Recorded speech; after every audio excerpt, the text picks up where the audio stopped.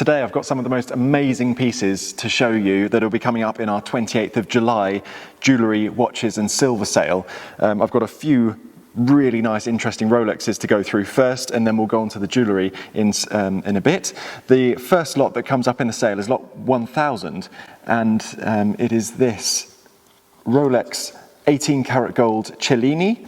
It's a beautiful, solid 18 karat gold watch. Even the bracelet, as you can see here, is 18 karat gold.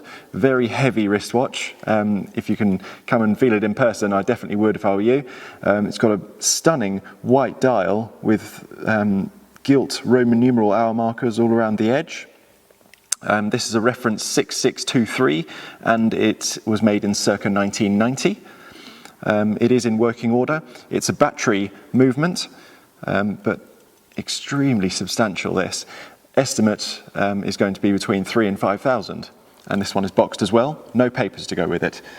The next lot that we have is lot 1001, which is the Rolex right in the center here. This is a Datejust, but it's known as a turnograph, and that is due to the bezel and being able to actually rotate the bezel so you can measure elapsed time.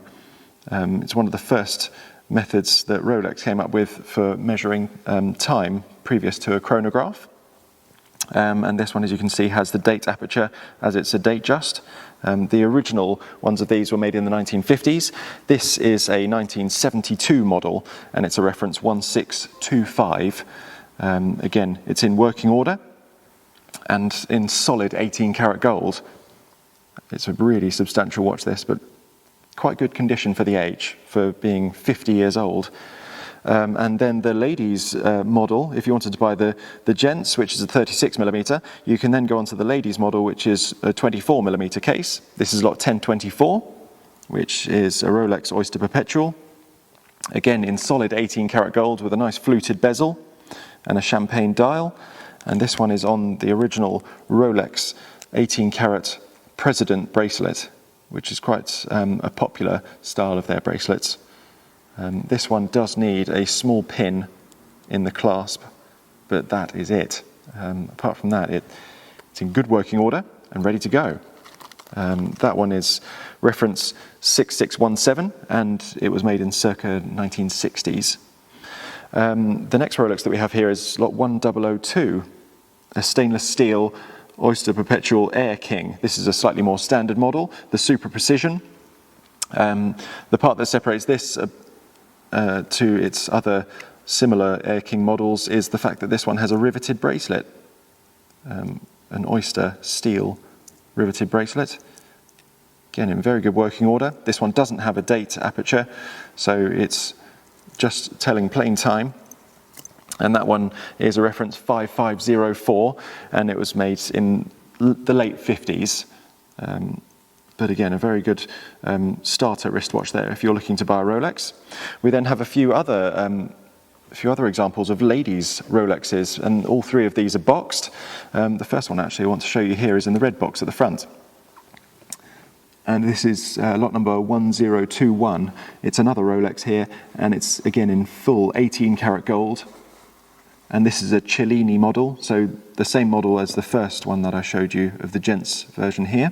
This one has a lovely blue enamel dial, which is slightly crazed all over, and you might be able to see it under the light, that it's starting to have a sort of spider web effect, which is really pleasing to look at under the light. And then you can see surrounding that blue enamel is a row of diamonds, and that's all on an 18 karat gold woven strap. Again, in good working order. Then the one behind it here is another Rolex, lot 1022. And this is a slightly more modern example. This is another ladies' Datejust with a white mother of pearl dial, with diamond hour markers, a diamond bezel, and even diamond lugs as well. And then you've got a bimetal 18 karat gold and stainless steel Jubilee bracelet. Again, it's in good working order. It comes with the papers and the box, and this one's a reference 69173, and it's circa 1991 in date. But a very nice, clean ladies' watch there. And then the last Rolex that I have at the back here, again, as you can see, is fully boxed. This is lot 1023, and it's another Oyster Perpetual Datejust, but this one, slightly different to a lot of the others that we see. This one has a chocolate brown dial, which I think just separates it from a lot of others. Again, it has diamond hour markers and a bimetal oyster bracelet. And unusually, this one has a polished bezel. Usually you see them fluted, like we did on the other Oyster Perpetual of the ladies. But this one is nicely just plain and polished. And that one is, again, reference 79163, and it's circa 2005 or 2006, according to the serial number. And then the last watch that I have to show you here is probably one of my favourites in the sale. It's lot 1011, and it's an Omega Seamaster Professional. And this is a 2008 model, so it's not particularly old, and it's reference 1681634. And the thing that I like about this so much is that it's just plain black. So the dial itself, as you can see, has that typical Omega Seamaster wave along the front. Then it has luminous hour markers with the date aperture and the black bezel. But it's just nice and plain, and it's extremely clean as well. It looks like it's hardly been worn. Even the bracelet is in extremely good condition. And being a Seamaster, the clasp is a bifold clasp, but then you also have a small extra part on the other side for if you're going diving. So this is a diving watch, hence the name Seamaster, and that's so you can wear it over your wetsuit. That's that tiny extra bit there, so that you can still fold it up and have it on over your wetsuit so that you can see time and depth. But that, again, is in perfect working order, really good condition. And then we come to some of the jewellery, and there are some real stunning pieces here. The first I want to show you is, again, a slightly more unusual piece. This is lot 1317. It's a Victorian piece of jewellery, and there was a particular event which happened just in the Georgian / Victorian era, which was an astronomical phenomena, which was a comet passing the Earth, and that was known as Halley's Comet. And it passes every 75 years or so, and it just happened in the Georgian and Victorian period. So they started making a lot of jewellery to do with the comet. So you can see here, this is gold and silver settings. It is set with paste, and this is the comet head itself, and that's the trail that it's left behind. But I think it's just a really nice, unusual piece of jewellery that is well over 100 years old. And with it coming around every 70 odd years, the next time it's supposed to pass Earth will be in 2061. So that'll be another interesting thing to look out for. Maybe to wear it as well. And then the next piece that we have here is in the green box. And it's this beautiful, really vibrant purple amethyst and diamond pear cluster pendant necklace. And it's a nice large size amethyst as well that you can see here.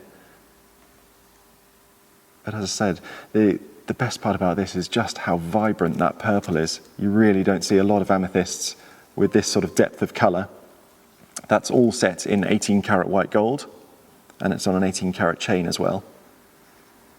But a beautiful, stunning statement piece there. And then the next piece that we have is this ring. It's the first lot in the jewellery section, which is lot 1100. And this is an 18 karat gold ring.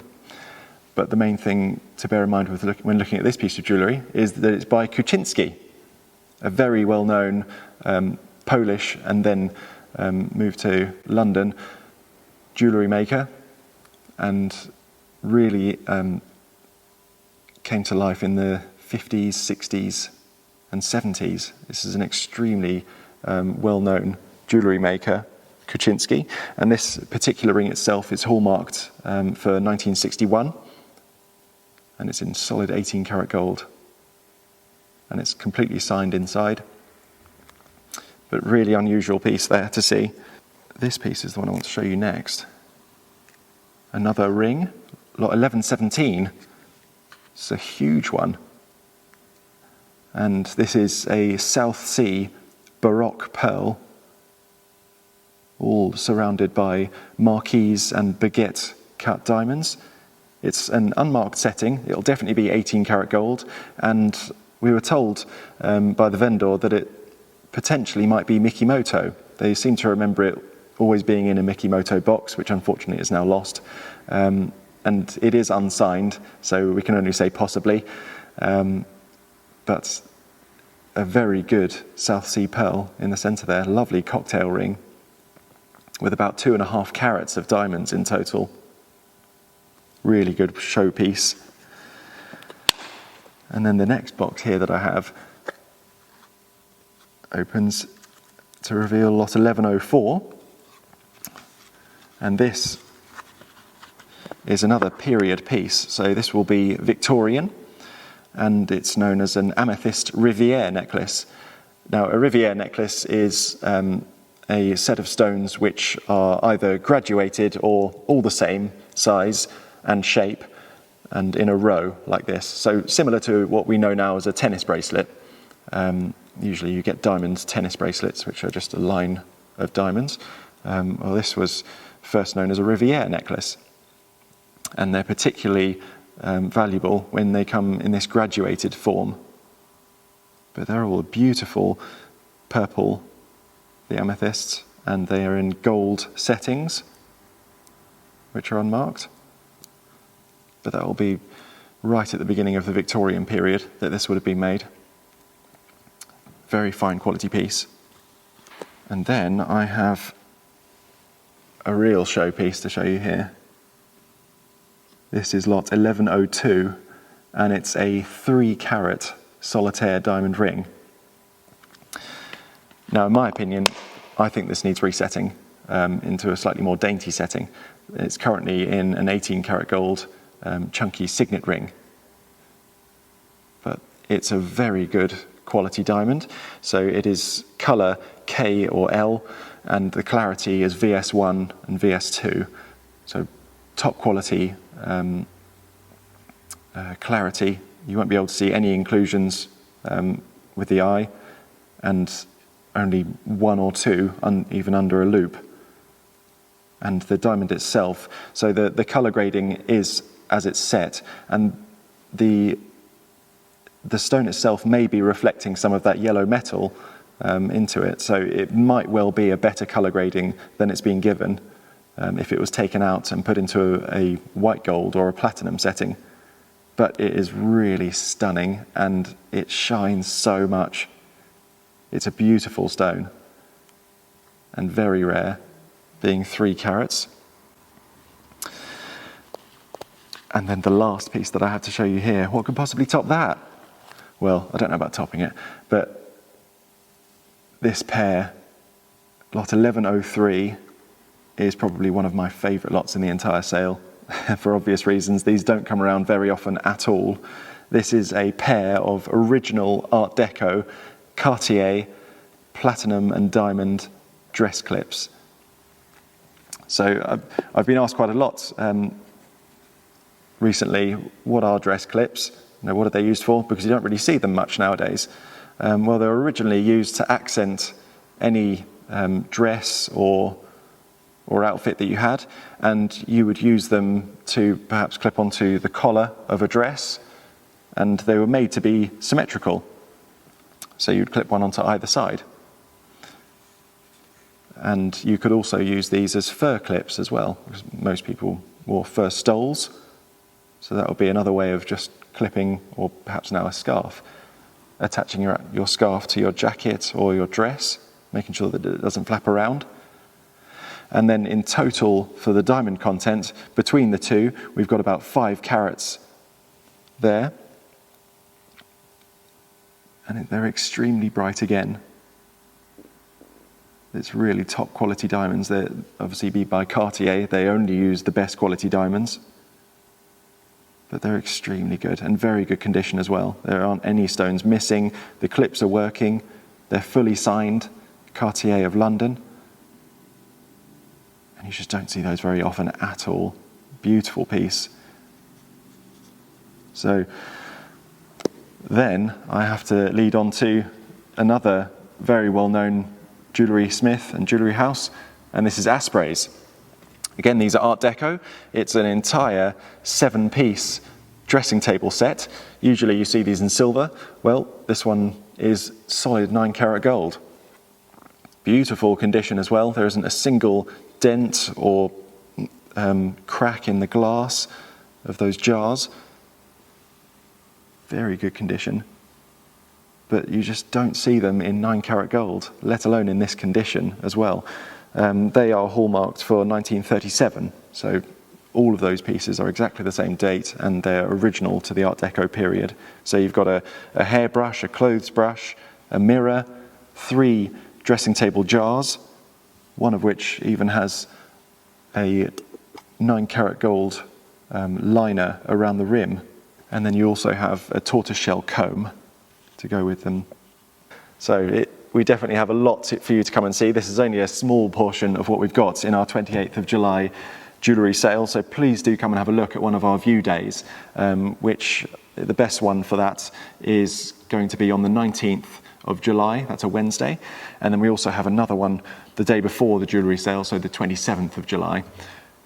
Please do come and have a look. There's a hell of a lot more that I haven't shown you that you might absolutely love, so also have a look through our catalogue online. Otherwise, you can bid online on burstowandhewitt.co.uk, and look forward to seeing you there. Thank you very much indeed.